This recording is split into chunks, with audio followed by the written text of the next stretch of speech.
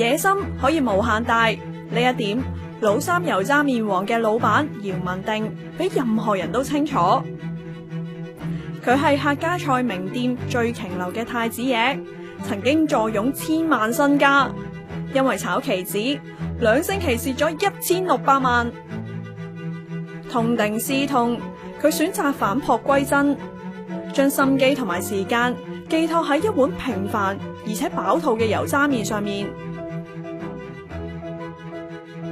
豬油渣我哋自己炸嘅，咁啊每一日咧就去街市買啲新鮮嘅肥豬肉，就攞翻嚟之後，跟住醃咗去，一路炸豬油渣，一路煮麵咯，一路炸就一路賣咯。飲一啖湯，嗰陣甜味，原來用咗煮蘿蔔嘅水、冬菜同埋辣菜脯都係自家製嘅，誠意十足。油渣麵配料可以揀醉瓊樓出品嘅滷水，好似滷豬耳、滷豬手。最近仲新增咗一道客家小食炸腐卷，係姚文定參考咗爸爸喺醉瓊樓嘅做法。你唔係自己落手落腳做嘅話咧，佢嗰啲食物嘅品質咧控制得唔好嘅時候咧，就變咗啲客人食落去就會有參差，每日都有參差嘅時候，咁變咗呢間鋪頭就好難做。細鋪頭一定要自己親力親為咯。